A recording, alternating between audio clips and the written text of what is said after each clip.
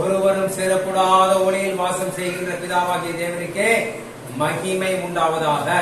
பிதாவின் வலது பாசத்திலிருந்து நமக்காக பரிந்து பேசுகிற எஜமானர் யெஷுவா மஷியாவிற்கே மகிமை உண்டாவதாக.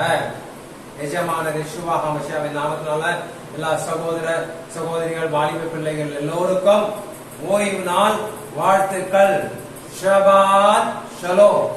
கர்த்தருடைய கட்டளையின்படி இந்த ஓய்வு நாள் பரிசுத்த சபை கூட்டலை நாம் எல்லோரும் ஜெபம் செய்து ஆரம்பிக்கலாம். அல்லேலூயா.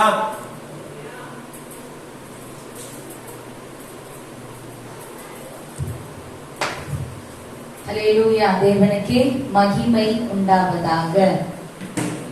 ஒருவருக்கொருவர் வாழ்த்திக் கொள்ளலாம். ஷபாத் shalom Holehan Shabbat Shalom Holehan Shabbat Shalom Holehan. கண்களை மூடி பிதாவாகிய தேவனை நோக்கி, நம்மை படைத்தவரை நோக்கி, பரிசுத்தரை நோக்கி இந்த வேலையில எங்கள் பிதாவாகிய தேவனே, ஒருவரும் சேரக்கூடாத ஒளியிலே வாசமா இருப்பவரே, மகிமைக்குரியவரே, கனத்திற்குரியவரே, ஆராதனைக்குரியவரே, எங்களை படைத்தவரே, இந்த ராஜ்யம் வருவதாக. சித்தம் பரலோகத்திலே செய்யப்படுகிறது போல இந்த பூமியிலேயும் செய்யப்படுவதாக. பிதாவாகிய தேவனே, இதோ ஆசீர்வதிக்கப்பட்ட பரிசுத்தமாக்கப்பட்ட இந்த ஓய்வு நாளுக்காக உமக்கு நாங்கள் கோடா கோடி நன்றிகளையும் தூய பலிகளையும் ஏறெடுக்கின்றோம். ஏனெனில் இந்த நீர் படைத்த இந்த ஓய்வு நாளிலே உருவாக்கின பரிசுத்தமாக்கப்பட்ட இந்த ஓய்வு நாளை சபை கூடி வரும்படி எங்களுக்கு சத்தியத்தின் வழியை நீர் போதித்து எங்களுக்கு வழி நடத்தி வருகிறதுக்காக உமக்கு நாங்கள் நன்றி செலுத்துகிறோம். ஆண்டவரே, நல் பிதாவாகிய தேவனை யெஷுவா மஷியாவின் நாமத்தினாலே யெஷுவாவின் வருகையிலே கரைதிரை பிழையற்றவர்களாக எடுத்துக் கொள்ளப்பட நீர் தாமே கிருபை செய்வீராக. ஞானத்தினால் நிரப்புவீராக. சாலமோனுக்கு ஞானத்தை தந்த தேவன் தாமே இந்த கடைசி காலத்திலும் நாங்கள் உம்மை பற்றி கொண்டிருக்கிற பயபக்தியோடு இருக்க நீர் தாமே எப்படிப்பட்ட ஞானத்தை தந்து வழிநடத்தும்படியாக யெஷுவா மஷியாவின் நாமத்தினாலே ஜெபிக்கிறோம்.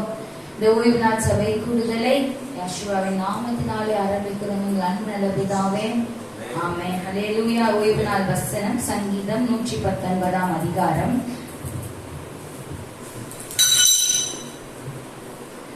சங்கீதம் 119 அதிகாரம் 52வது வசனத்தை வாசிக்கலாம். கர்த்தாவே, ஆதி முதலான உமது நியாய தீர்ப்புகளை நான் நினைத்து என்னை தேற்றுகிறேன்.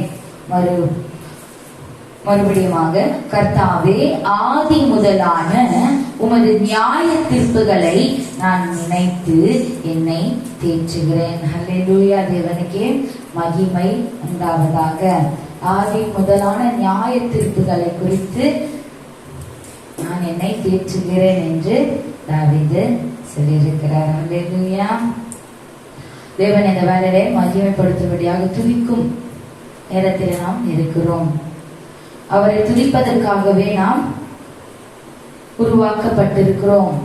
அவரோடு கூட அவரை உயர்த்தி அவரோடு கூட சஞ்சரிக்கவே நாம் உருவாக்கப்பட்டிருக்கிறோம். அவர் பரிசுத்தர். ஆமென். கேருபீன்களாலும் சேராபீன்களாலும் ஓய்வின்றி துதிக்கக்கூடியவர், போற்றக்கூடியவர் யாரு? நம்முடைய பிதாவாகிய தேவன் யெஷுவா மஷியாவும் மாத்திரமே. நாமும் அவரை துதிக்கும்படியாக கேருபீன்களாலும் சேராபீன்களாலும் ஓய்வின்றி துதிக்கப்பட்டவரை நாம் இந்த வேளையில உண்மையோடு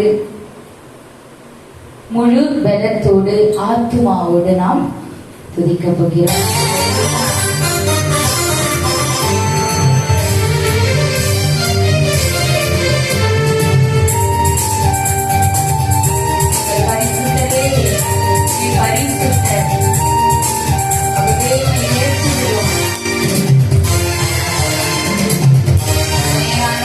ஸ்தோத்திரம் ஆண்டவரே. நீங்களே செய்யாதீங்களே, உயிரை போற்றுவேன். உலகத்தின் சபையெல்லாம் உயிரை போற்றிட நீங்களே செய்யாதீங்களே, உயிரை போற்றுவே ஆண்டவரே. உலகத்தின் சபையெல்லாம் உயிரை போற்றிட நீர் பரிசுத்தர் பரிசுத்தர் பரிசுத்தர் எங்கள் பரலோக ராஜாவே. இதமான பூமியில் யாவும் உந்தன் நாமத்தை உயர்த்தட்டுமே. நீங்களே செய்யாதீங்களே, உயிரை போற்றுவே. தேவன் இல்லை ஆண்டவரே, நீர் ஒருவரே தேவன் ஆண்டவரே. சீக்கிரமாய் வரக்கூடியதே யேசுவா நமஸ்காரமே.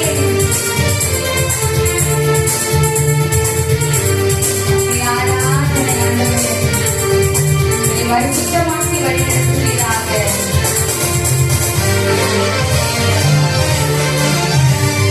பூமியை தீரமுண்டு மகிமையோ நீரைத்து வருகின்றது.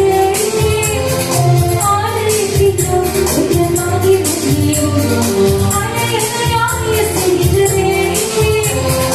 துதிகர மகிமைக்கு பாத்திர எல்லா புகழும் உமக்குத்தானே. துதிகர மகிமைக்கு பாத்திர எல்லா புகழும் உமக்குத்தானே. நீர் பரிசுத்தர் பரிசுத்தர் பரிசுத்தர் எங்கள் பரலோக ராஜாவே. இந்த வான பூமியில் யாவும் உந்தன் நாமத்தை உயர்த்தட்டுமே. நீங்களே செய்யாதீங்களே, உயிரை போற்றுவே. வானம் உமது சிங்காசனம் ஆண்டவரே, பூமி உமது வாசப்படி ஆண்டவரே. நாங்கள் உங்கள் தேவ ஆலயம் ஆண்டவரே, எங்களுக்குள்ள வாசமாய் இருக்கிறவரே. பிடிக்கிறோம். ஹல்லேலூயா. ஆராதனை நாயகரே.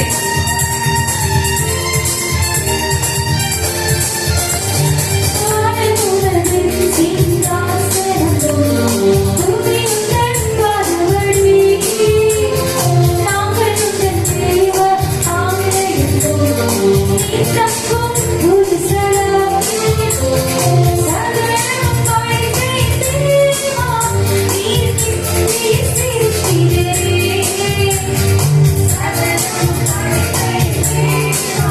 நீர் சிருஷ்டிகரே. நீர் பரிசுத்தர் பரிசுத்தர் பரிசுத்தர் எங்கள் பரலோக ராஜாவே. இந்த வான பூமியில் யாவும் உந்தன் நாமத்தை உயர்த்தட்டுமே. நீங்களே செய்யாதீங்களே, உயிரை போற்றுவே. பரலோகத்தில் உம்மை எல்லாம் எங்களுக்கு யாருமே இல்லை ஆண்டவரே. உலோகத்திலே உம்மை தவிர வேறொரு விருப்பம் இல்லை ஆண்டவரே.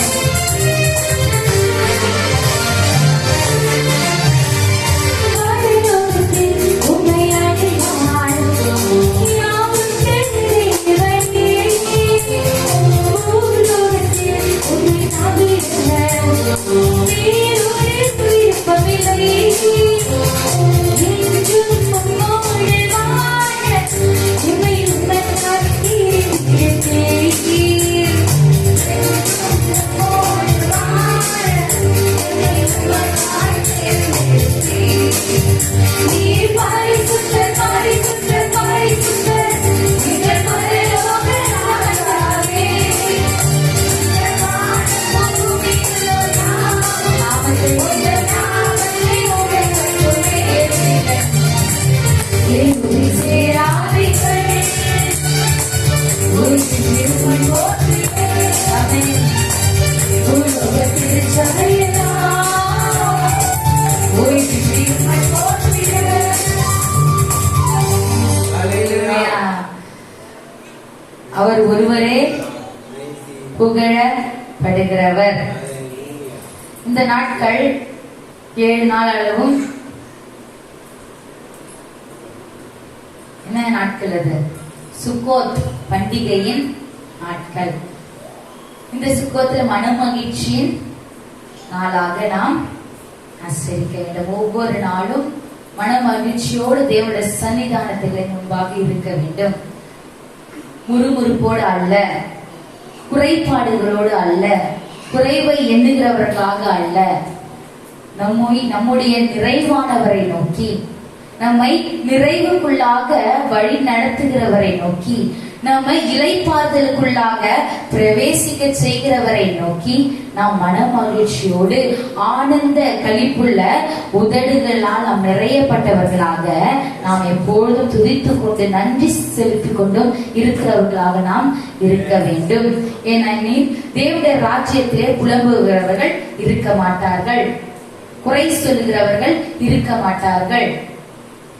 அவருடைய ஆத்துமா தேவனுடைய வார்த்தையினால் நிறையப்பட்டவர்களாக இருப்பார்கள். அப்படியே நாமும் அவருடைய வார்த்தைகளினாலே நிறையப்பட்டவர்களாக இருக்க வேண்டும்.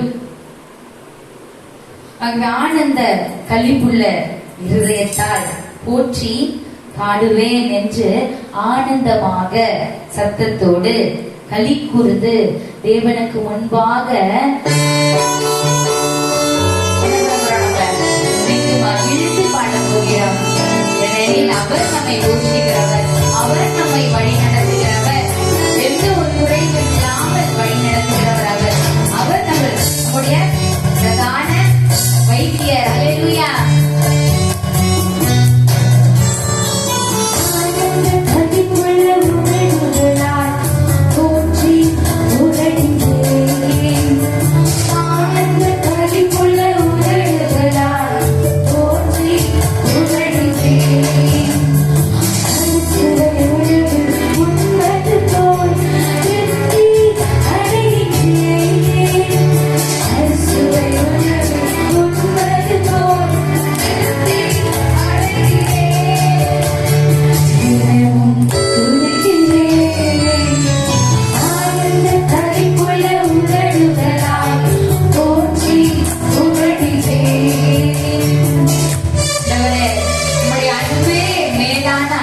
இருக்கிறது.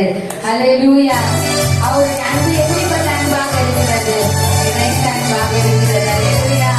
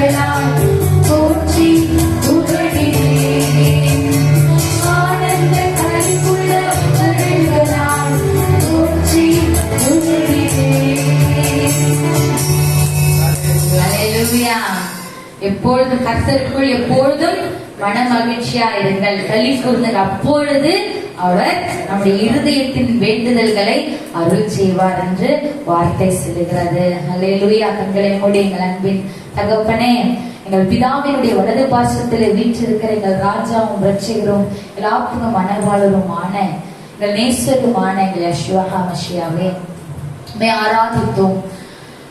எங்கள் ஆராதனைக்குள்ளாக நீர் வாசமாய் இருக்கிறவர். எங்கள் ஆராதனை சுகந்த வாசனையாக ஏற்றுக்கொண்ட கிருபைக்காக கூடா கோடி நன்றிகளை எடுக்கிறோம். இதோ இப்படிய வார்த்தைகளை தியானிக்கும்படியாக எங்கள் இருதயத்தை திறந்தருளுவீராக. வார்த்தைகளை கேட்டு அதன்படி நடக்கிறவர்களாக செய்வீராக. யெஷுவா மஷியா நாமத்தினால் ஜெபிக்கிறோம் எங்கள் அன்பு நல்ல பிதாவே, ஆமென்.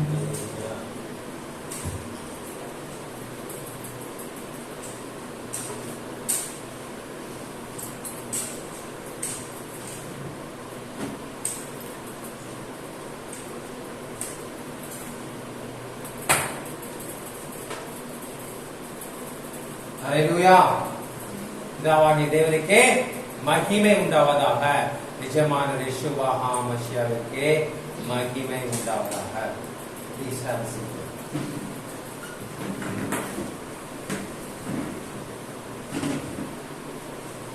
இன்னும் ஒரு அருமையான காலை வேளையை, இன்னும் ஒரு அருமையான ஓய்வு நாளை நம்ம எல்லாருக்கும் காண செய்த கிருபைக்காக கர்த்தருக்கு கோடான கோடி நன்றி.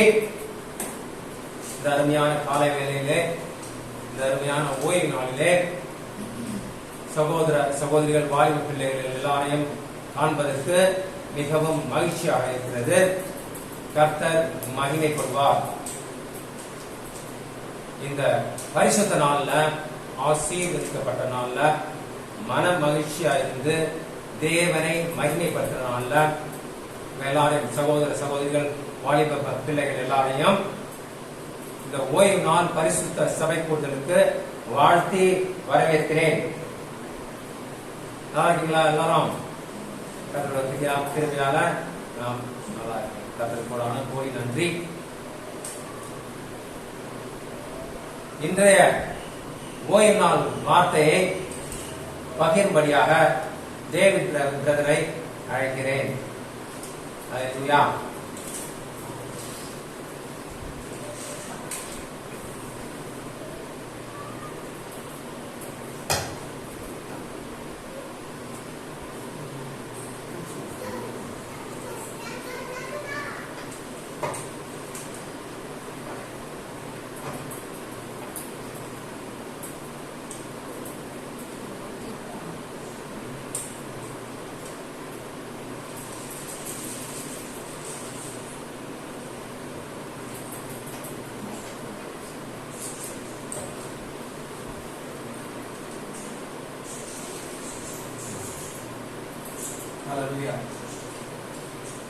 அனைவருக்கும் யெஷுவா மஷியாவின் நாமத்தினாலே வாழ்த்துக்களை தெரிவித்துக் கொள்கிறேன்.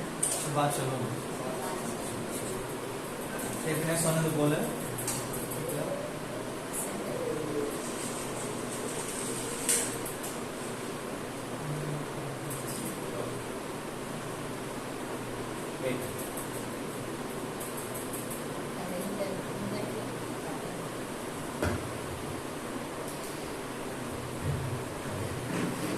சொன்னது போல நாம் எந்த நாட்களுக்குள்ளாக இருக்கிறோம்?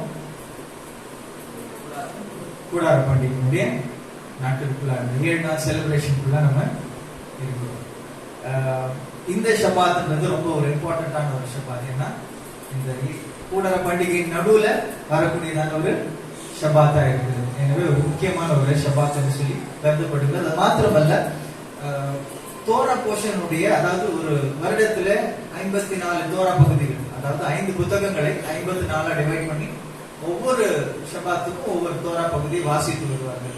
யெஷுவா வந்து பூமியில் இருக்கும்போது கூட இதே தோரா பகுதிகளை தான் என்ன பண்ணாங்க, அவர் ஒவ்வொரு முறையும் சினோகாக்ல ஜெப ஆலயங்களில் சென்று அவர் வாசித்தார், தியானித்தார் அப்படின்னு சொல்லுவாங்க. 3 பகுதிகள் இருக்கு. தோரா, ஹப்தாரா, பெரத் ஹடிஷான்னு சொல்லுவாங்க. தோரா என்று சொன்னா 5 ஆகமங்கள், அதில் உள்ள புத்தகங்கள், ஆதி ஆகமத்துல இருந்து உபாகம் வரைக்கும் ஒவ்வொரு பகுதியா இருக்கும், அது வாசிப்பாங்க. அதுக்கு ரிலேட்டடான ஹப்தோரான்னு சொல்லும் போது தீர்க்க தரிசன புத்தகம்.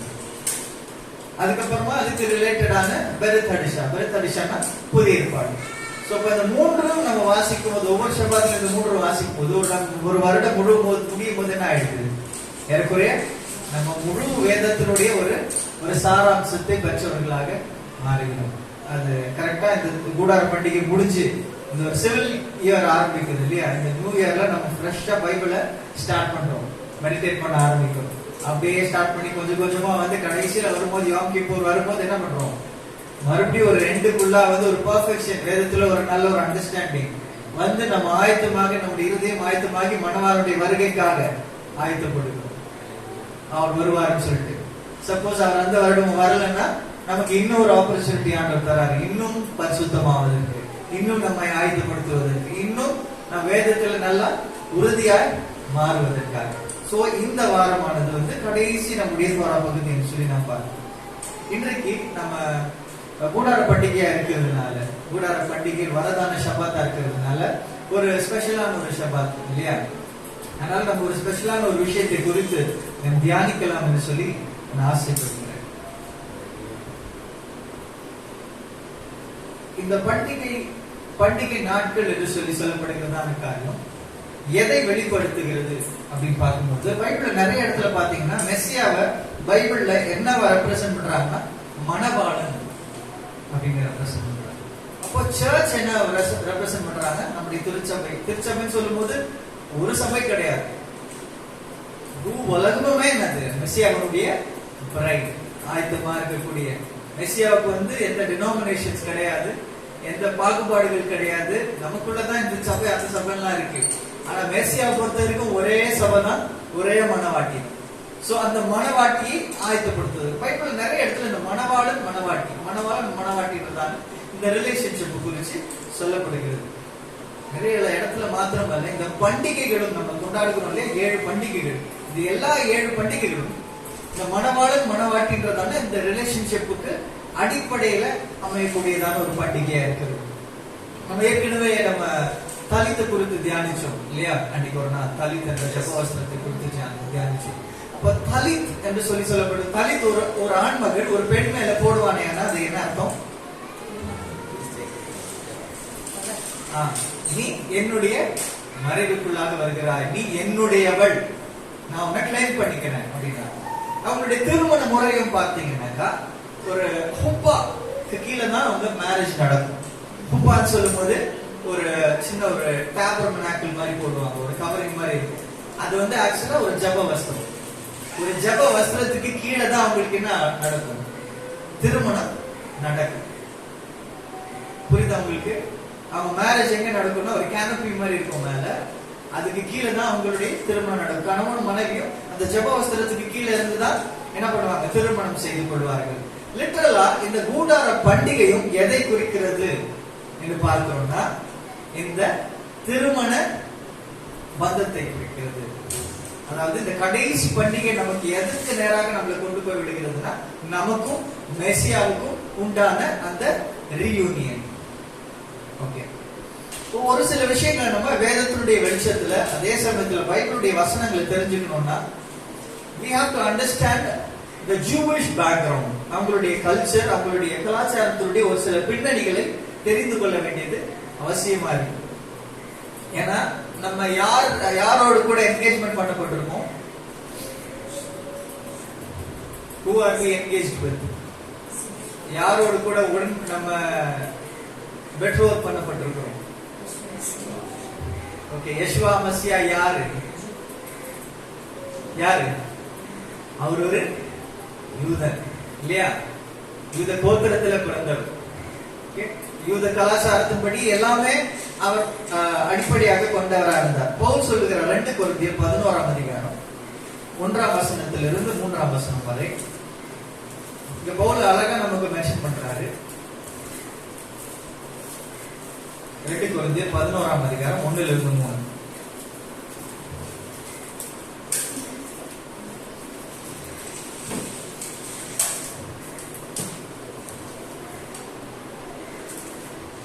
என் புத்தியினத்தை நீங்கள் சற்றே சகித்தால் நலமாயிருக்கும். என்னை சகித்தும் இருக்கிறீர்களே. நான் உங்களை கற்புள்ள கன்னிகையாக கிறிஸ்து எனும் ஒரே புருஷனுக்கு ஒப்புக் கொடுக்க நியமித்தபடியால், நான் உங்களை கற்புள்ள கன்னிகையாக கிறிஸ்து என்னும் ஒரே புருஷனுக்கு நியமித்தபடியால். நம்ம தமிழ் லாங்குவேஜ்ல நம்மளுடைய கலாச்சாரத்தில் சொன்னா நிச்சயம் பண்ணபடியால். நிச்சயம் பண்ணுவாங்க இல்லையா? ஒரு கணவனுக்கு இந்த மனைவிக்கும் இந்த நாளில என்ன ஆயிருக்கு? நிச்சயம் செய்யப்பட்டிருக்கு அப்படின்னு சொல்லிட்டு ஒரு கான்ட்ராக்ட், ஒரு நிச்சயம் செய்யப்படுவாங்க. இது என்னன்னா திருமணத்துக்கு முன்னாடியான ஒரு ஸ்டேஜ். ஓகே, சோ பவுல் இங்க தெளிவா சொல்றாரு, அவருக்கு நம்ம என்ன பண்ணப்பட்டிருக்கோம்? நிச்சயம் பண்ணபடினால. தொடர்ந்து வாசிங்க. உங்களுக்காக தேவ வைராக்கியம் கொண்டிருக்கிறேன். ஆகிலும் சர்வமானது தன்னுடைய தந்திரத்தினாலே ஏவாளை வஞ்சித்தது போல உங்கள் மனதும் கிறிஸ்துவை பற்றிய உண்மையினின்று விலகும்படி கெடுக்கப்படுமோ என்று பயந்திருக்கிறேன். ஓகே, நல்லா கவனிச்சுக்கணும். நமக்கும் மெஸ்ஸியாவுக்கும் வெறும் என்கேஜ்மெண்ட் தான் ஆயிருக்கு, இன்னும் திருமணம் ஆகவில்லை.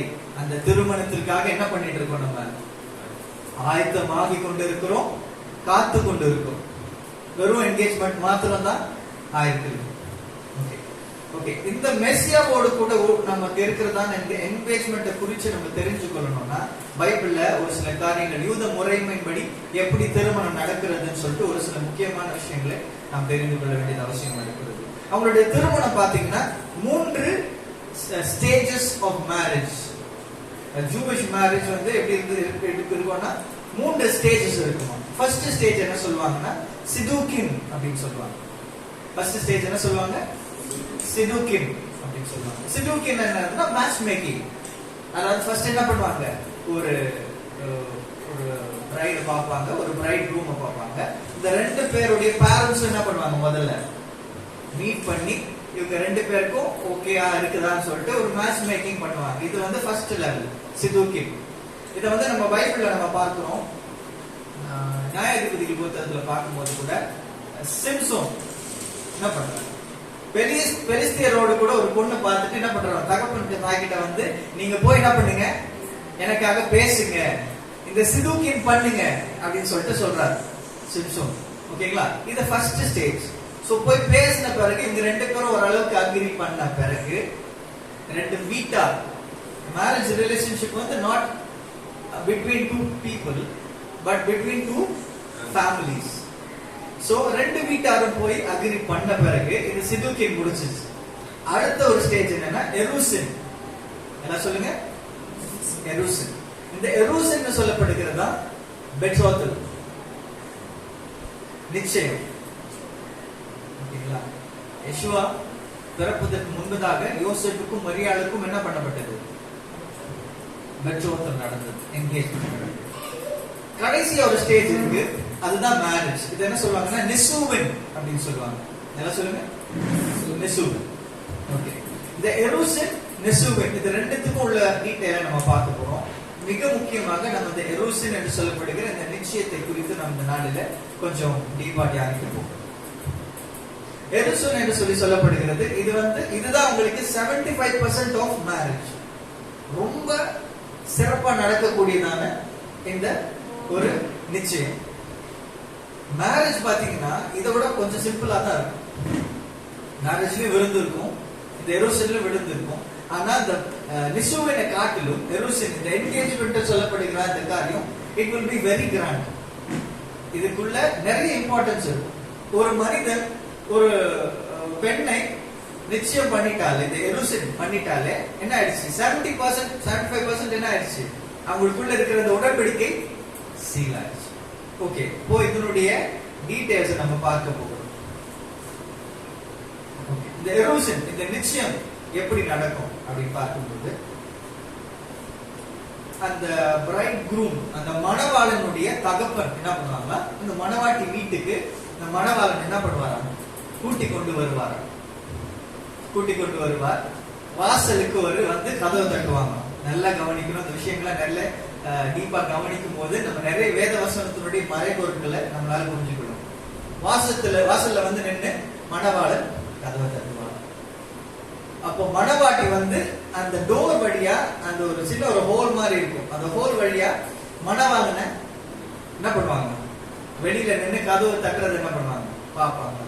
இந்த மணவாட்டிக்கு உண்மையாகவே அந்த மணவாளன் பிடித்திருந்தால் மாத்திரம் என்ன பண்ணுவாங்க? கதவை திறப்பார். பிடித்திருக்கலன்னா என்ன பண்ண மாட்டாங்க?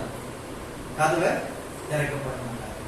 சோ இந்த மணவாட்டிக்கு ரைட்ஸ் இருக்கு தன்னுடைய மணவாளனை சூஸ் பண்றது. கதவை திறந்த உடனே என்ன பண்ணுவாங்க? மணவாளனும் மணவாளனுடைய தகப்பனும் என்ன பண்ணுவாங்க? வீட்டுக்குள்ள பிரவேசிப்பாங்க. வீட்டுக்குள்ள பிரவேசித்த உடனே அவங்களுக்கு ஒரு ஃபீஸ்ட் ஒன்று ரெடியா இருக்கும். மிக முக்கியமாக ஒரு கப் ஆஃப் வைன். ஓகேங்களா? இந்த விஷயத்தை நம்ம தெரிஞ்சுக்கணும். தெரிஞ்சாதான் வேதத்தில் இருக்கிற ஒரு முக்கியமான வசனத்தினுடைய அர்த்தத்தை நமக்கு புரிந்து கொள்ள முடியும். வேதத்தில் வாசிக்கிறோம் இல்லையா? வெளிப்படுத்தின விசேஷம் 3ஆம் அதிகாரம். இதோ வாசற்படியில நின்று தட்டுகிறேன். ஒருவன் என் சத்தத்தை கேட்டு கதவை திறந்தால் அவனிடத்தில் நான் பிரவேசித்து அவனோடு போஜனம் பண்ணுவேன், அவனும் என்னோட போஜனம் பண்ணுவான். எத்தனை பேர் இந்த வசனம் முன்னாடி வாசித்திருக்கிறோம்? நிறைய முறை வாசித்திருக்கிறோம் இல்லையா? இந்த வசனம் வந்து it really talks about wedding language. Wedding லாங்குவேஜ்ல தான் இது எழுதப்பட்டிருக்கு. வாசல்ல நின்று கதவை தட்டுறேன், கதவை திறந்தா நான் வீட்டுக்குள்ள வந்து என்ன பண்ண? அவனோடு கூட போஜனம் பண்ணுவேன். This talks about எருசல், உடன்படிக்கை. அதாவது மணவாளன் மணவாட்டியோடு பண்ணக்கூடியதான உடன்படிக்கையை சொல்லப்படுகிறது. இந்த உடன்படிக்கை முதல்ல நமக்கு எப்படி பண்றோம்னாக்கா, மேசியாவை நம்முடைய வாழ்க்கையில சொந்த ரட்சகராக என்ன பண்றோம்? ஏற்றுக்கொள்ளுகிறோம். உலக வாழ்க்கையில நம்ம இருக்கிறோம், உலகத்தில் இருக்கிறோம். மேசியா வந்து என்ன பண்றாரு? நம்ம வாழ்க்கையில நின்று கதவு தட்டுறாரு. நம்ம வாழ்க்கையில வரத்துக்கு விருப்பப்படுறியா? என்னை சொந்த ரட்சகராக நீ ஏற்றுக்கொள்ள உனக்கு விருப்பமா அப்படின்னு கதவு தட்டுறாரு. இந்த மணவாளன் நம்ம பார்த்து, இவர் எனக்கு பிடிச்சிருக்கு, இவரோட கூட நான் உடன்படிக்கை பண்ண எனக்கு விருப்பம் இருக்கு, கதவை திறக்கிறவர்களுக்குள்ள மாத்திரம் தான் யார் வருவார்? மணவாளன் வீட்டுக்குள்ள வந்து என்ன பண்ணுவாரு? அந்த போஜனம், அந்த உடன்படிக்கை, அந்த எருசல் என்றதான் இந்த கவர்னன்ட்டுக்குள்ளாக நுழையக்கூடியதான ஃபர்ஸ்ட் ஸ்டேஜ். இந்த வாசற்படியில் நின்று கதவை தட்டுகிறேன். இந்த ஸ்டேஜ் முடிச்சாலே என்கேஜ்மெண்ட் முடிச்சது அர்த்தம் கிடையாது. இது just beginning of the engagement. First stage. முதல்ல மணவாட்டி அக்ரி பண்றான், மணவாளனை ஏற்றுக்கொள்றா. இந்த மணவாளன் எனக்கு பிடிச்சிருக்கு, இவரை நான் என்ன பண்ண போறேன்? திருமணம் செய்து கொள்ள போறேன், இவரோட கூட நான் என்ன பண்ண போறேன்? உடன்படிக்கை செய்து கொள்ள போகிறேன் அப்படின்னு சொல்லிட்டு என்ன பண்றாங்க? மணவாட்டி அந்த கதவை திறக்கலாம். 2 பேர் உள்ள வராங்க. உள்ள வந்த உடனே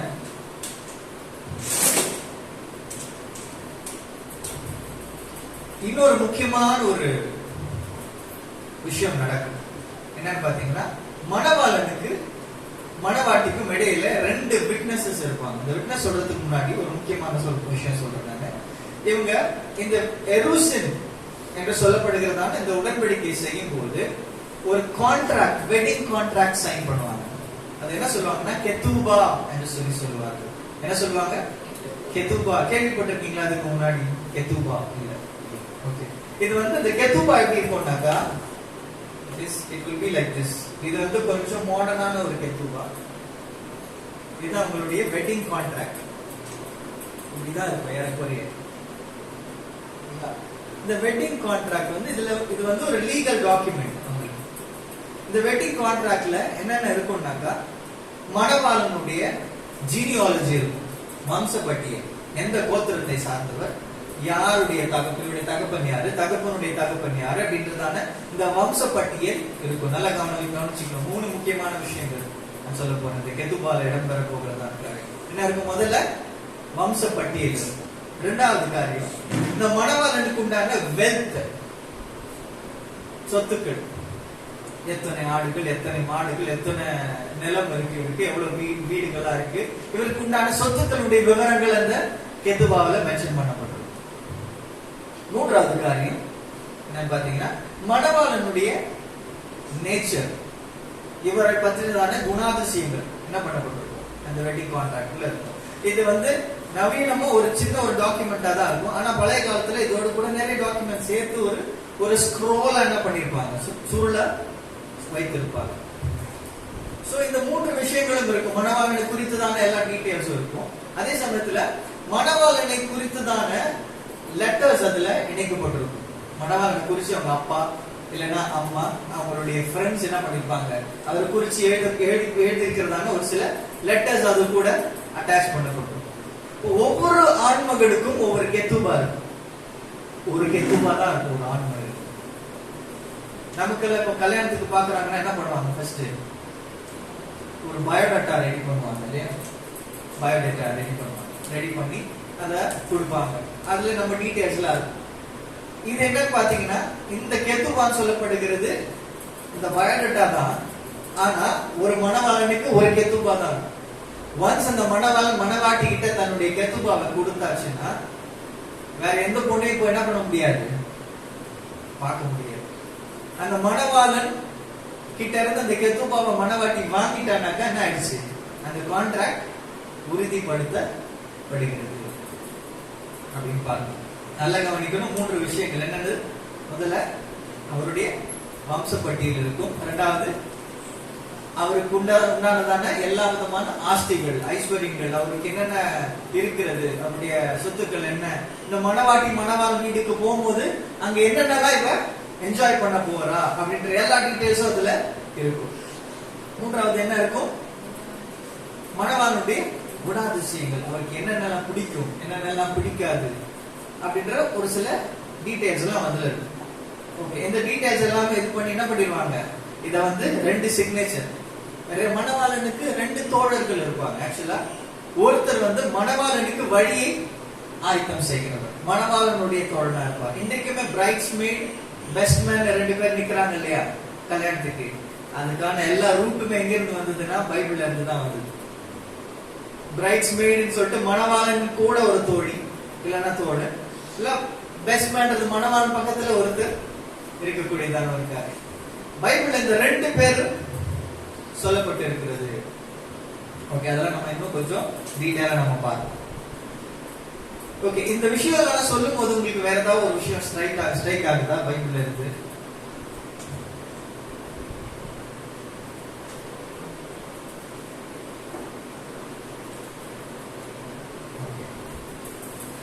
இந்த கெத்துபா என்பது எதை குறிக்கிறது அப்படின்னு பார்க்கும்போது, இந்த கெத்துபா என்பது நம்முடைய வெட்டிங் கான்ட்ராக்ட் ஆகிய இந்த பைபிளை குறிக்கிறது.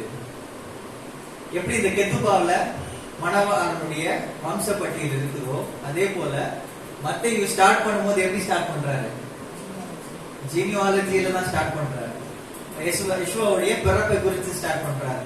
சோ யெஷுவா ஆதாம்ல இருந்து தொடங்கி யெஷுவா வரைக்கும் ஃபுல் ஜீனியாலஜி நமக்கு அவரை குறித்து பைபிள்ல எழுதப்பட்டிருக்கிறது. அதே சமயத்துல அவருக்கு உண்டான ஆஸ்திகள் என்ன, இந்த வாழ்க்கையை விட்டுட்டு நம்ம பரலோக வாழ்க்கைக்கு போகும்போது நமக்கு கர்த்தர் என்னென்ன காரியங்களை வைத்திருக்கிறார் என்பதை என்ன பண்ணுது நமக்கு வேதாகமம். இந்த கெத்துபா என்பது நமக்கு கற்றுக் கொடுக்கக்கூடிய ஒரு காரியமா இருக்கிறது.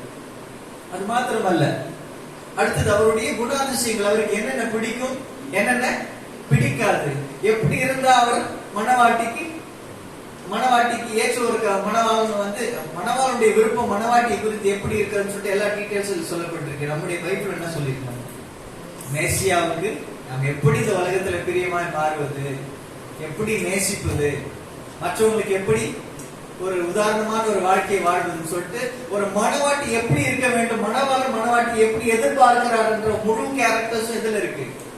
இந்த கெத்துபாவாகி இந்த தோராவில நமக்கு ஆண்டவர் என்ன பண்ணியிருக்காரு?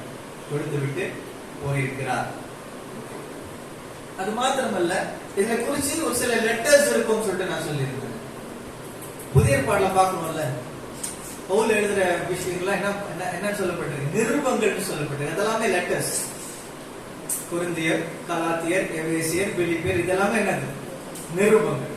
அப்போ மெசியாவை குறித்து எழுதப்படுகிறதான நிருபங்கள். இது எல்லாமே சேர்ந்துதான் என்னது? இந்த கெத்துபா. ஓகே, அப்போ இப்ப இந்த எருசலேமுக்கு நேராக மறுபடியும் வரும். இப்போ இந்த கெத்துபாவுக்குள்ள என்ன டீடைல்ஸ் இருக்கும்னு பார்க்க 3 விஷயங்கள் சொல்லுங்க. ஜீனியாலஜி, வம்ச பட்டியல், சொத்து விவரங்கள், அப்புறம் மணவாளுக்கு பிடித்ததான மணவாளனுடைய குணாதிசயங்கள், அவருக்காக மணவாட்டி எப்படி ப்ரிப்பேர் பண்ண வேண்டும் சொல்லி. ஓகே, இந்த கெத்துபாவை கொடுத்த பிறகு என்ன நடக்கும்னா, இவங்களுக்கு இந்த திருமண பந்தத்துல 4 விதமான கப் ஆஃப் வைன் இருக்கும். ஒவ்வொரு ஸ்டேஜ்ல ஒவ்வொரு கப் ஆஃப் வைன் ட்ரிங்க் பண்ணுவாங்க. இந்த முதல் கப் ஆஃப் வைன் என்னன்னு சொல்லுவாங்கன்னா கப் ஆஃப் சாங்டிஃபிகேஷன் என்று சொல்லி சொல்லுவாங்க.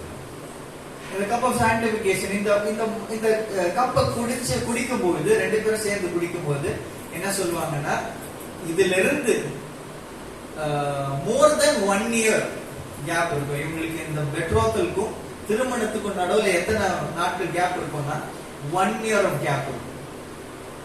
அந்த 1 இயர் ஆஃப் கேப்ல மணவாளன் என்ன பண்ணுவாருன்னா ஒரு சில காரியங்களை பண்ணி மணவாட்டிக்காக ஆயத்தம் பண்ணுவார். மினிமம் 1 இயர் கேப், மேக்ஸிமம் எவ்வளவு நாள் வேணா இருக்கலாம். ஓகேங்களா? சோ இந்த இன்பிட்வீன் கேப்ல என்ன நடக்கும்னாக்கா, மணவாளன் கிட்ட கொடுக்கப்பட்டிருக்க இந்த மணவாட்டி கிட்ட கொடுக்கப்பட்டிருக்கிற இந்த கெத்துபாவை மணவாட்டி என்ன பண்ணணும்? படிச்சு ஆயத்தமாகணும். மணவாளனோடு கூட சேர்வதற்கு என்ன பண்ணணும்? மணவாட்டி தானே ப்ரிப்பேர் ஆகிக்கொள்ளும். மணவாளன் அங்க என்ன பண்ணுவாருன்னா, மணவாளனுடைய அப்பாவுடைய வீட்டுக்கு மேல அவருக்கு என்ன ஒரு இடத்தை கொடுப்பாங்க. அவருடைய தகப்பன் என்ன பண்ணுவாரா, மணவாளனுக்கு தன்னுடைய வீட்டுக்கு மேல ஒரு இடத்தை கொடுப்பாரு.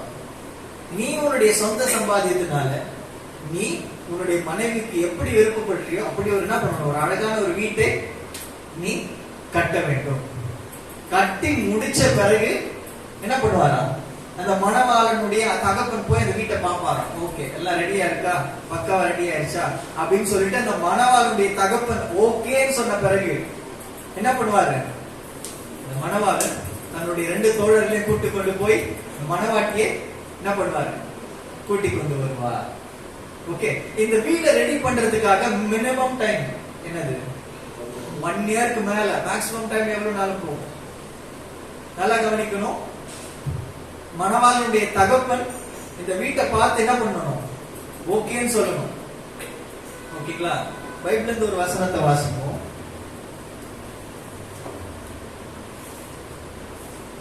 மத்தேயு 26ஆம் அதிகாரம் 29ஆம் வசனம்.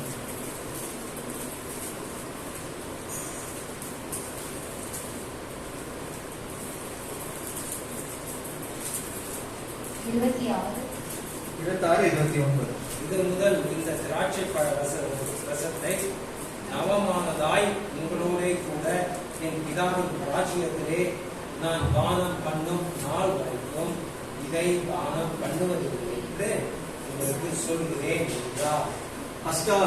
பஸ்கா விருந்துல யெஷுவா சொல்றாரு, இது முதல் கொண்டு என்னுடைய பிதாவினுடைய வருகை வரைக்கும் நான் இந்த பாத்திரத்துல நான் பானம் பண்ணுவதில்லை. இது ஏன் இப்படி யெஷுவா சொல்றாரு பாத்தீங்கன்னா, it is literally their marriage covenant. இந்த நாள்ல இருந்து இந்த அவங்களுக்கு இந்த எருசலேம்னு சொல்லப்படுகிறதா இந்த நிச்சய நாள்ல இருந்து திருமண நாள் வரைக்கும் மணவாளன் என்ன பண்ண மாட்டாரா, திராட்சை ரசம் குடிக்க மாட்டாரா. அது குடிக்காததுக்கான ரீசன் என்னன்னா, நான் மறுபடியும் திராட்சை ரசம் எப்ப குடிப்பேன், என்னுடைய மணவாட்டியோடு கூட இணையும் போது குடிப்பேன். யெஷுவாவும் பஸ்கா பண்டிகை என்ன சொல்றாரு, இதுதான் நான் கடைசியில குடிக்கக்கூடியதான திராட்சை ரசம். என் பிதாவுடைய ராஜ்யத்துல மீண்டுமாய் வந்து உங்களோட கூட நான் சேர்ற வரைக்கும் இந்த பாத்திரத்துல நான் பானம் பண்ண மாட்டேன் அப்படின்னு சொல்றாரு. இந்த வசனத்தை புரிஞ்சு கொள்ளணும்னாக்கா இதுக்கு பின்னாடி இருக்கிறதான அவங்களுடைய கல்ச்சரல் பேக்ரவுண்ட், அவங்களுடைய திருமண முறைமைகளை நம்ம தெரிஞ்சு கொண்டோம். ஆனா மெசியா ஏன் இந்த விஷயங்கள் எல்லாம் சொல்றாரு நம்மால புரிந்து கொள்ள முடியும். இன்னொரு வசனத்தையும் வாசிப்போம். மத்தேயு மன்னிக்கவும், யோவான் 16ஆம் அதிகாரம் 2ஆம் வசனம்.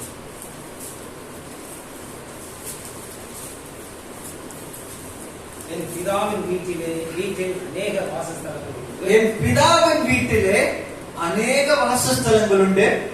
அப்படி இல்லாதிருந்தால் நான் உங்களுக்கு சொல்லி இருப்பேன். அப்படி இல்லாதிருந்தால் நான் உங்களுக்கு சொல்லி இருப்பேன். ஒரு ஸ்தலத்தை உங்களுக்காக ஆயத்தம் பண்ண போகிறேன்.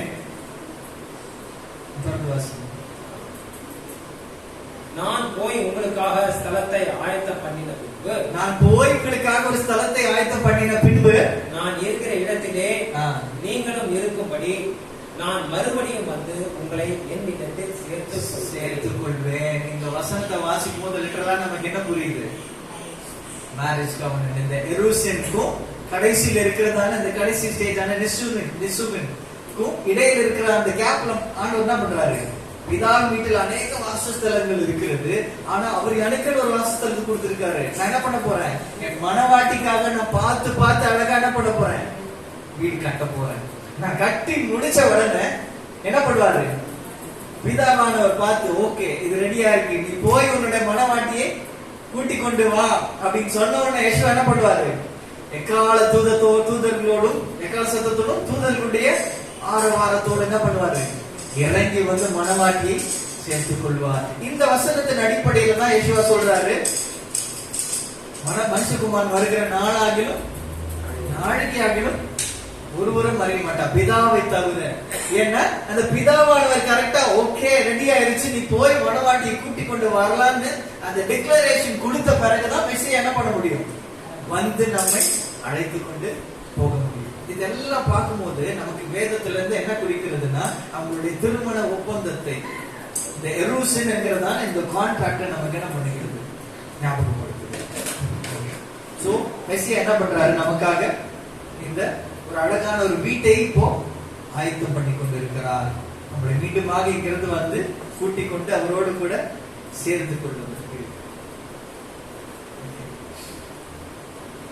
இந்த கெத்துபாவை குறித்து நம்ம பார்க்கும்போது, இந்த கெத்துபா வேதத்துல இது எதை நமக்கு குறிப்பிடுகிறதுனாக்கா வேத வசனத்தை குறிப்பிடுகிறது. பைபிளை நம்ம வாசிக்கும் போது உபாகமம் நினைக்கிறேன் இருக்க வேண்டாம், மோசேக்கு ஆண்டவர் தோராவை எழுதி கொடுக்கும் போது 10 கற்பனைகளை எழுதி கொடுக்கும் போது அதை எப்படி பார்க்கிறோம்னா 2 பலகைகளில் எழுதி கொடுத்தாருன்னு சொல்லிட்டு பைபிள்ல போட்டு 2 பலகைகள் எழுதி கொடுத்தார். ஒவ்வொரு பலகையிலுமே 2 பக்கமும் எழுதப்பட்டிருந்தது, உள்ளாகவும் எழுதப்பட்டிருந்தது, வெளிப்புறமாகவும் எழுதப்பட்டிருந்தது அப்படின்னு சொல்லிட்டு சொல்லப்பட்டது. ஏன் 2 பலகை அப்படின்னு பார்க்கும்போது இந்த 2 பலகை எதை குறிக்கிறதுனா கெத்துபாவை குறிக்கிறது. ஆக்சுவலா 2 டாக்குமெண்ட் ரெடி ஆகும். ஒரு டாக்குமெண்ட் என்ன, கெத்துபா என்ன பண்ணப்படும்னா மணவாட்டியினுடைய கையில கொடுக்கப்படும். இன்னொரு டாக்குமெண்ட் என்னன்னாக்கா மணவாளன் என்ன பண்ணுவார்னா அந்த டாக்குமெண்ட்டை முத்திரை போட்டு வச்சிருவார். அந்த டாக்குமெண்ட் என்ன பண்ணப்படுமா? முத்திரை போட்டு வைக்கப்பட்டிருக்கும். இவங்க கடைசியா திருமண நாள் வருது பாத்தீங்களா, இந்த 2 பேர் இணையக்கூடிய நாள் என்ன பண்ணுவாரு? அந்த முத்திரை உடைக்கப்படும். அந்த லீகல் கான்ட்ராக்ட் என்ன பண்ணப்படும்? அதுல இருந்து இம்ப்ளிமெண்ட் ஆக்கப்படும். இந்த இப்போ ரெஜிஸ்ட்ரேஷன் டாக்குமெண்ட் நம்ம பண்றோம்ல, ஒரு பத்திரம் எல்லாம் ரெடி பண்றோம். அந்த பத்திரத்தை என்ன பண்ணணும்? ரெஜிஸ்டர் பண்ணணும். அந்த ரெஜிஸ்டர் பண்ணும்போது அதுல என்ன வேணும்? அந்த சீல் வேணும். அந்த சீல் இருந்தாதான் அந்த ரெஜிஸ்டர்ட் அப்படின்னு சொல்லிட்டோம். சோ இவங்களுடைய மேரேஜ் என்ன ஆகுதுன்னா இந்த கெத்துபா கொடுக்கப்படுகிறதான இந்த நாளிலே, இந்த எருசலேம் நாளிலே என்ன ஆகும்னா இது ஒரு டாக்குமெண்ட் என்ன பண்ணும்? சீல் பண்ணப்படும். அது அவங்களுடைய அந்த கவர்மெண்ட்ல என்ன பண்ணப்படுமா? ரெஜிஸ்டர் பண்ணப்படும். இவங்களுடைய வெட்டிங் டே அன்னைக்கு அந்த முத்திரை உடைக்கப்பட்டு இந்த வெட்டிங்கோட கான்ட்ராக்ட்ல இருக்க எல்லா ஆஸ்திகளும் இந்த மணவாட்டிக்குரியவைகளாக மாறும். புரியுதா உங்களுக்கு? சோ மணவாட்டி அந்த கான்ட்ராக்ட்ல இருக்கிறதான எல்லா ஆஸ்திகளையும் உடையவளாக, அதுல ரைட்ஃபுல் ஓனராக என்ன பண்றா? மாறிவிடும். ஓகே, இதை குறித்து நம்ம வாசிக்கும் போது வெளிப்படுத்தல் 5ஆம் அதிகாரம் 1ஆம் வசனத்திலிருந்து 5ஆம் வசனம் வரைக்கும்.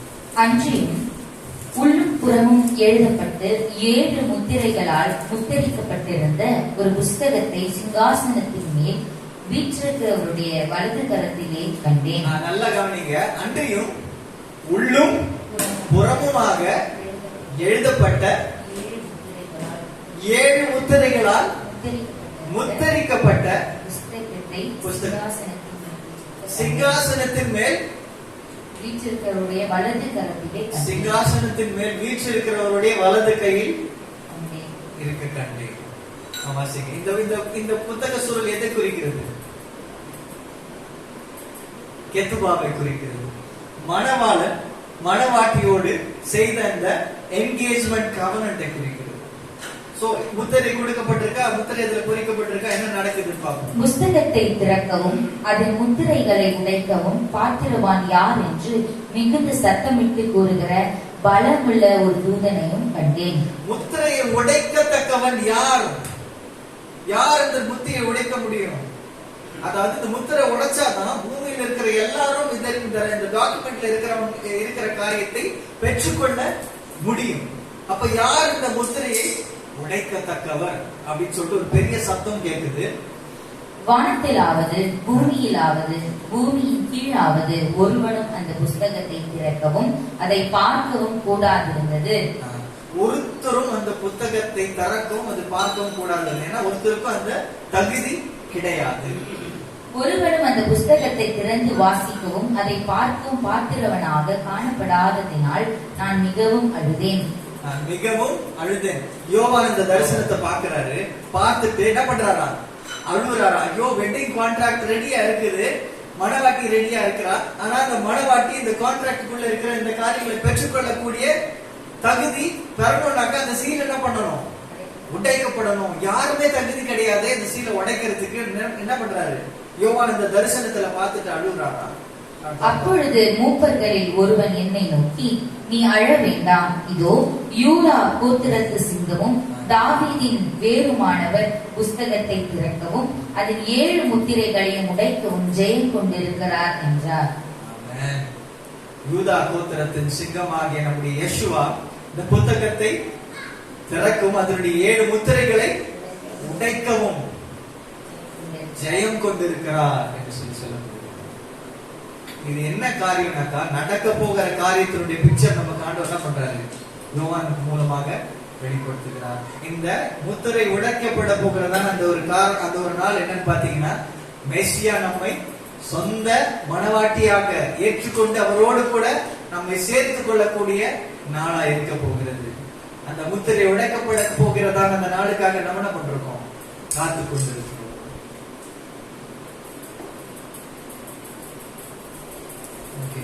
சோ இந்த முத்திரை என்னன்னு சொல்லிட்டு நம்ம பார்த்துட்டோம். இந்த கெத்துபா என்னன்னு சொல்லிட்டு நம்ம பார்த்துட்டோம். கெத்துபானா என்னது? Wedding contract. வெட்டிங் கான்ட்ராக்ட் எதை குறிக்கிறது? நம்முடைய பைபிளை குறிக்கிறது. பைபிள் இன்னைக்கு நமக்காக ஆண்டவர் எதற்காக எழுதி கொடுத்திருக்கிறார்? 2 காப்பின்னு சொல்லிட்டு சொன்னேன் இல்லையா? 2 காப்பி. ஒரு காப்பி முத்திரை போடப்பட்டு அங்க பரலோகத்தில் இருக்கிறது.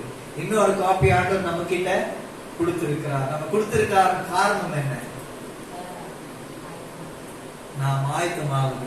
அருமையான தேவ பிள்ளைகளை, இன்னைக்கு பைபிளை நமக்கு கையில கிடைக்கிறதுக்கு அநேக பேர் ரத்தம் செஞ்சு இருக்கிறாங்க, அநேக பேர் ஜீவனை விட்டு இருக்கிறாங்க.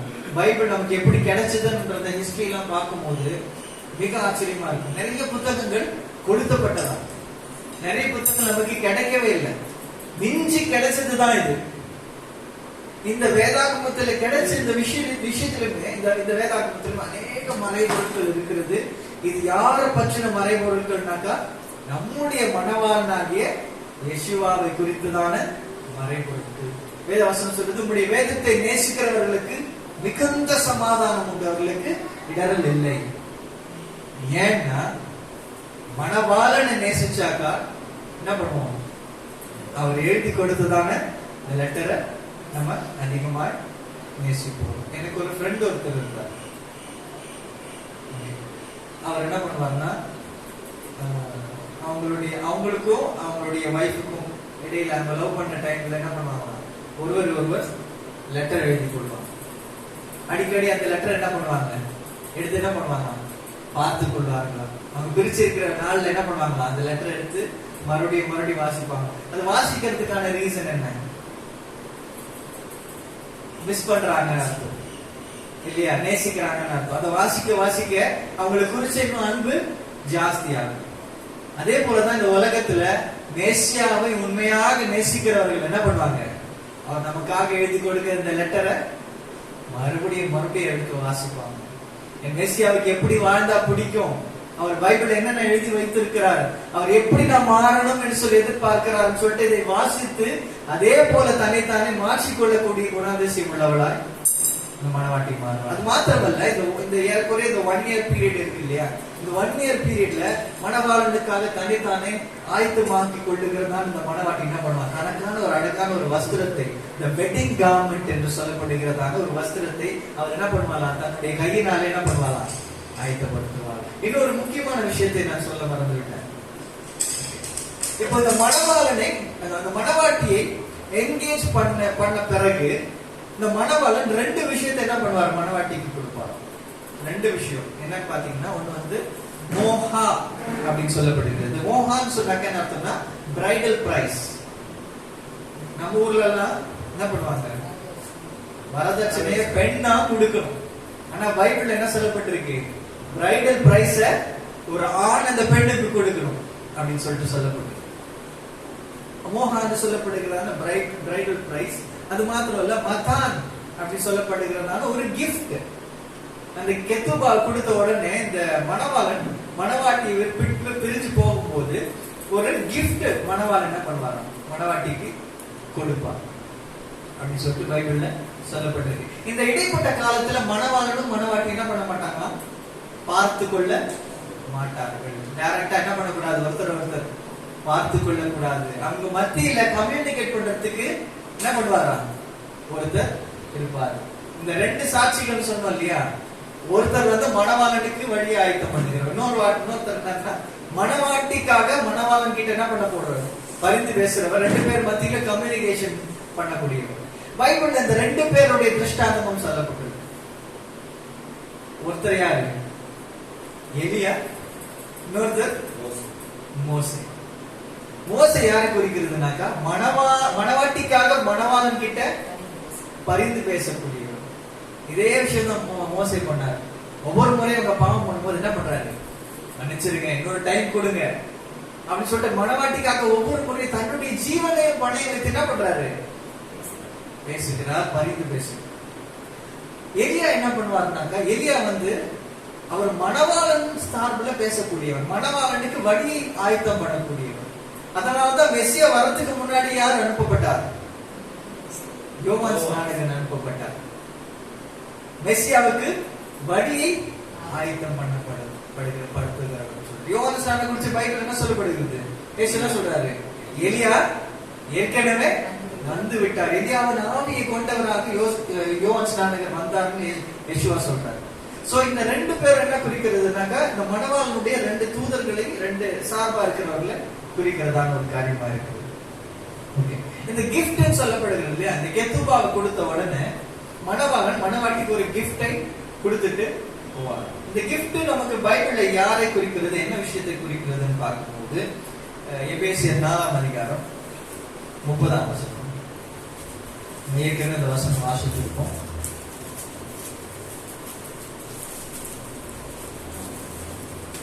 அன்றியும் நீங்கள் மீட்கப்படும் நாளுக்கென்று முத்திரையாக பெற்ற தேவனுடைய பரிசுத்த ஆவியை துக்கப்படுத்தாதீர்கள். மீட்கப்படுகிற நாளுக்கென்று முத்திரையாக, இது என்னவா யோசிக்கலாம், நம்ம ஒரு வெட்டிங் ரிங்காவே யோசிச்சோம்.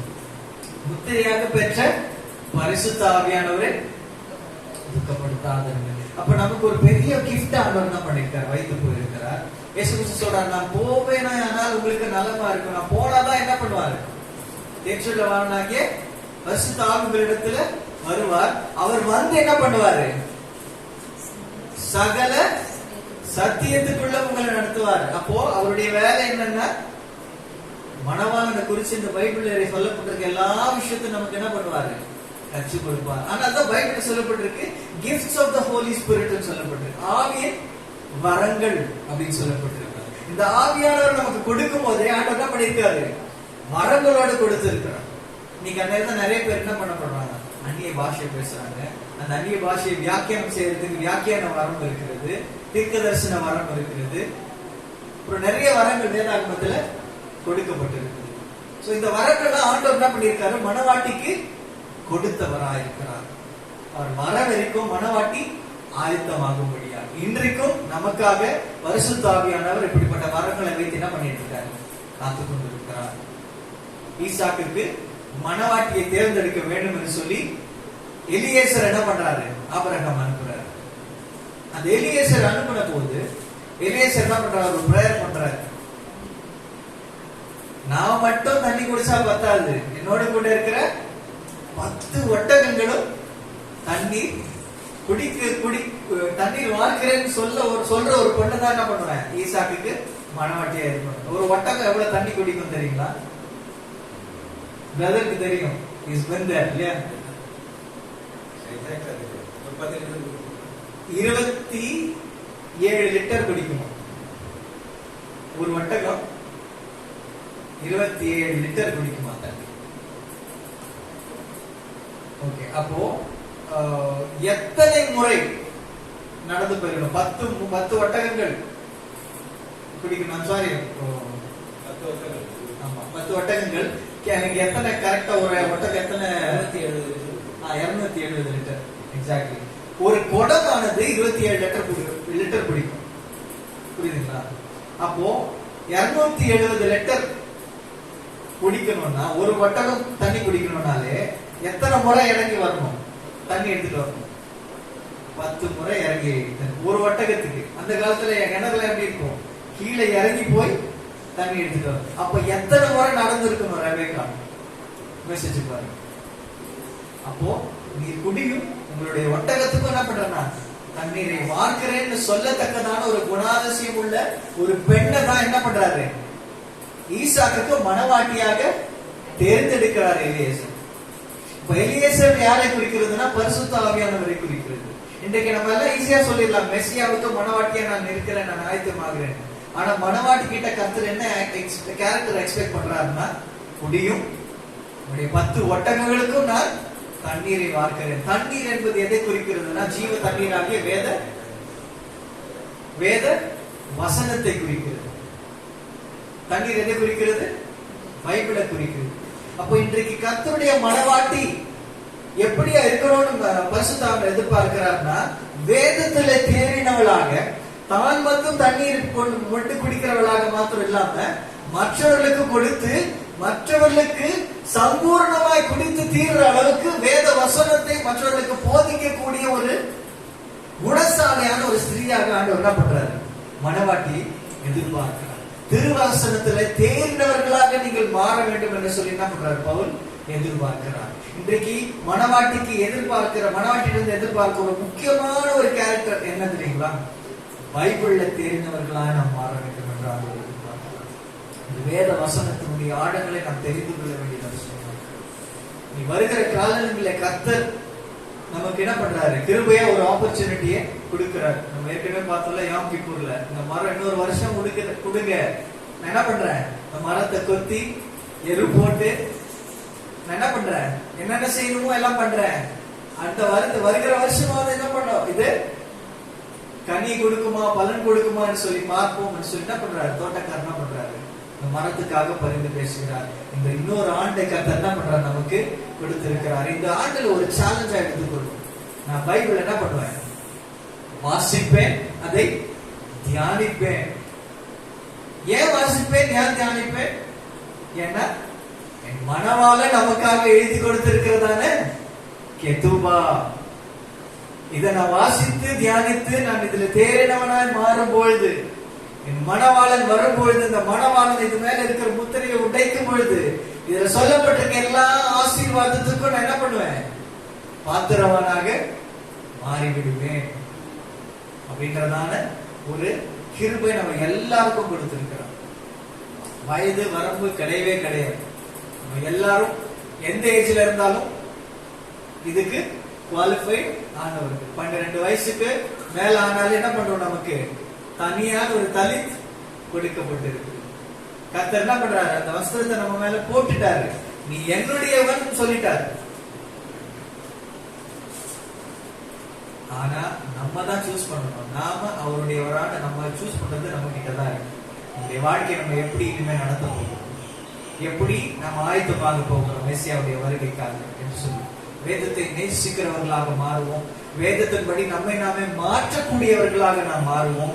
நாம மாறுகிறது மாத்திரமல்ல, திருவசனத்தை மற்றவங்க கிட்ட போதிக்கக்கூடியதான அந்த தகுதியை பெறக்கூடிய மனவாட்டியாக ரெபேக்காளாக நம்ம என்ன பண்ணுவோம், மாறுவோம் என்ற ஒரு தீர்மானத்தை நாம் எடுப்போம். இந்த சிறு செய்தியை கர்த்தர் ஆசீர்வதிப்பாராக.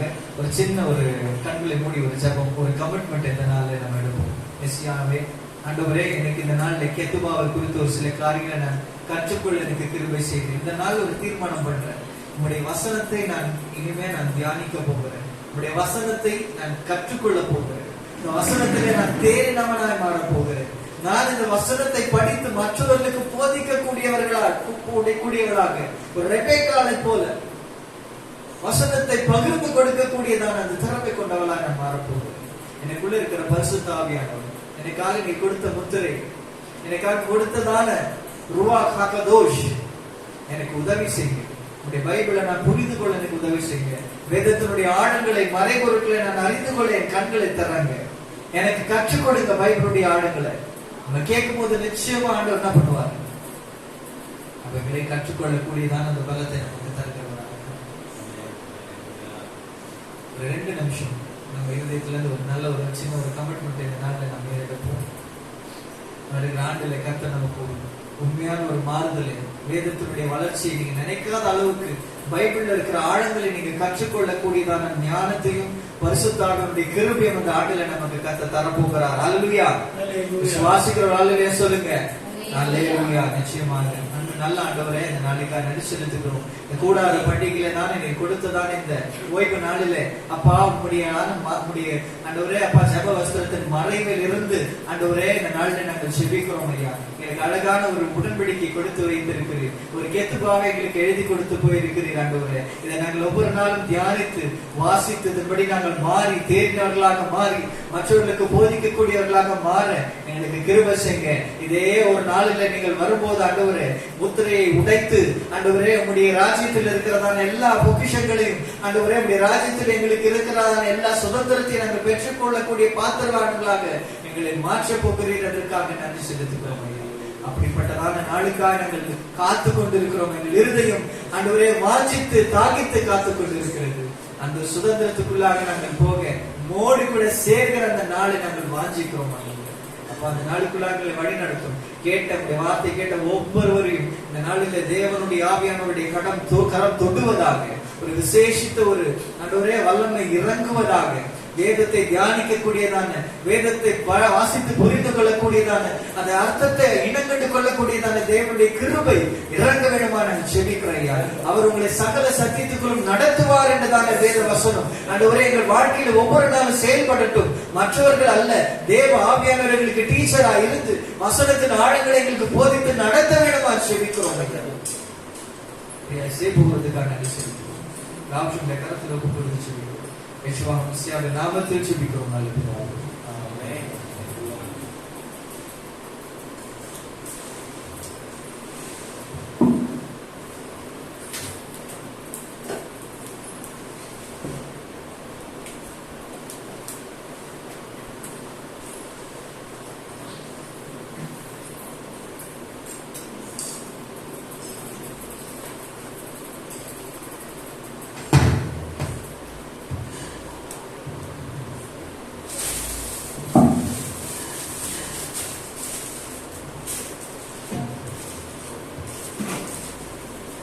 ஹல்லேலூயா. தேவனுக்கே மகிமை உண்டாவதாக. ஞான தேவனுடைய வார்த்தைகளை நாம் தியானித்தோம். ஆமென். வேதத்தினுடைய வசனத்தை தியானிக்கும் பொழுதுதான் நாம் ஆயத்தமாக இருக்க முடியும். ஹல்லேலூயா. சத்திய வேதம் பக்தரின் கீதம், தர்ம மார்க்கம் காட்டு பாடலை இந்த வேலையில நாம்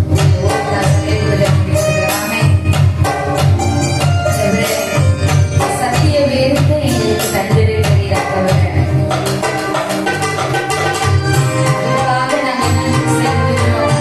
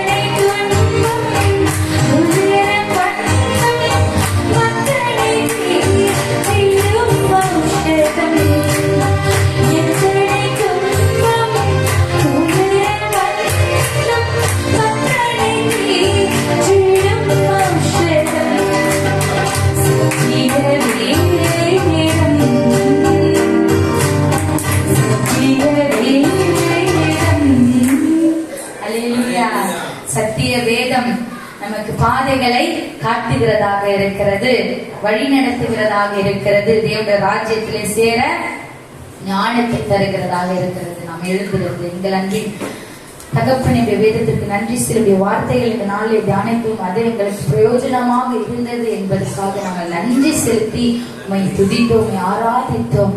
நீரே எங்கள் துதிகளின் மத்தியிலே வாசமாக இருந்து சுகந்த வாசனையாக ஏற்றுக்கொண்டு என்னுடைய வேதத்தை தியானித்து அனுதினமும் தியானித்து இரவும் வேதத்திலே சங்கீதத்திலே 1ஆம் அதிகாரத்திலே சொன்னது போல நம்முடைய கர்த்தருடைய வேதத்தில் பிரியமாயிருந்து இரவும் பகலும் தியானமாயிருக்கிற மனுஷன் பாக்கியவான் என்று இருக்கிறது போல இரவும் பகலும் ஆண்டவர் துன்பமான நேரமாக இருந்தாலும் சரி, இன்பமான நேரமாக இருந்தாலும் சரி, நம்முடைய வேதத்திலே தியானமாயிருந்து ராஜ்யத்திற்குள்ளாக பிரவேசிக்கும் பொழுது நாங்கள் பாக்கியவான்களாக இருக்கும்படியாக வார்த்தைகளை சொல்லி இருக்கிறீர்கள்.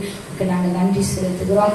எல்லா துதிகன மகிமை யாவற்றையும் மக்கள் மாத்திரமே செலுத்தி மீட்பெறும் ரட்சகருமாகிய எங்கள் யேசுவா மசியாவின் நாமத்தினால் ஜெபிக்கிறோம்.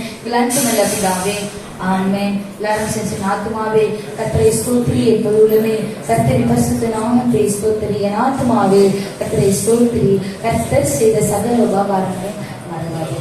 ஆமென். அல்லேலூயா. கர்த்தர் உங்கள் எல்லோரையும் ஆசீர்வதித்து உங்கள் எல்லோரையும் காக்க கடவர். கர்த்தர் தம்முடைய முகத்தை உங்கள் எல்லோர் மேலும் பிரகாசிக்க செய்து உங்கள் எல்லோருக்கும் கிருபையாய் இருக்க கடவர். கர்த்தர் தம்முடைய முகத்தை உங்கள் எல்லோர் மேலும் பிரசன்னமாக்கி உங்கள் எல்லோருக்கும் சமாதானம் கட்டளையிட கடவர். எல்லாருக்கும் முன்னொரு முறை ஓய்வு நாள் சமாதானம். ஷபாத் ஷலோம்.